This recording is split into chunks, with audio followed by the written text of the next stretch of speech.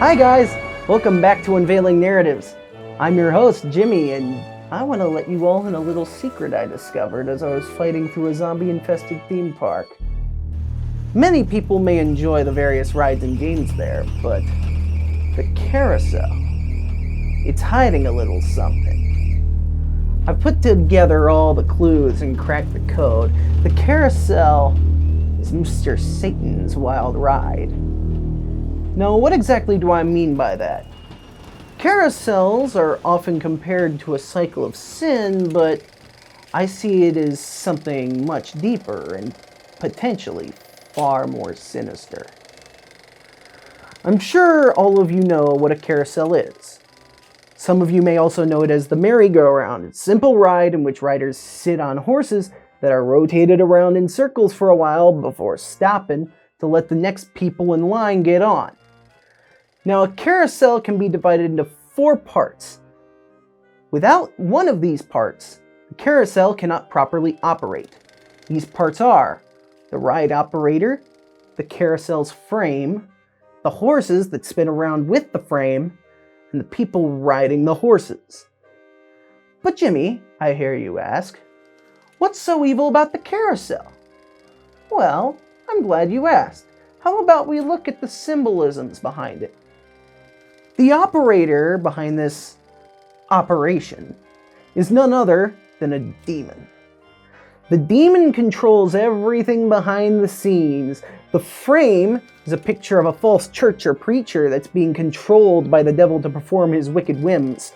The horses are all named, each one after a gift of God that has been falsified, and the people riding those horses are victims. You see, when you get into a carousel, you may feel excited and happy with yourself for a few short minutes, but then the ride stops and you get on, and everything is back to normal again. But you want to feel good more. So what do? You get back on the ride.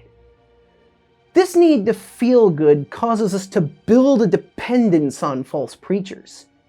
You may think what's being preached is good, and you witness quote-unquote miracles there seemingly every day, until you look a little closer. Notice that everyone seemingly has a favorite horse. Perhaps, Jonathan boards the horse of healing every day. He may look like he's better after prayer, but then he comes back the next service sick again. This is an act of divination and witchcraft. The false preacher is using Jonathan's ailments to build a dependence on false healing granted by devils. Jonathan will keep coming back to the false preacher to be, quote-unquote, healed again and again, but true healing will never come, and all Jonathan is doing is wasting precious time and money at the false church. In Matthew 7:15-18, Jesus warns, "Beware of false prophets who come to you in sheep's clothing, but inwardly they are ravenous wolves. Do men gather grapes from thorn bushes or figs from thistles? Even so, every good tree bears good fruit, but a bad tree bears bad fruit. A good tree cannot bear bad fruit, nor can a bad tree bear good fruit." These verses apply not just to prophets, but to any ministry. There are false pastors, teachers, evangelists, and apostles too. Each one is looking to suck you into that cycle of dependence so the demons behind them can expend you for every resource you own, whether that be time, money, faith, and everything else in between. Indeed, people lose their faith due to these false ministries, so keep an eye on their fruits. Does Jonathan return for healing every day? Does he ride that horse of healing round and round the carousel?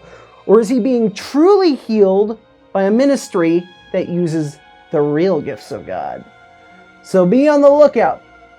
Don't become a victim yourself of the carousel. If you like this video, go ahead and hit that subscribe button. While you're at it, ring the bell icon so you can be notified whenever we release a new video. This has been Unveiling Narratives. Oh, and Satan, you and your shadow government can't hide from me for long. I and the rest of the detective department will get to the bottom of you and your conspiracy soon. Just you wait.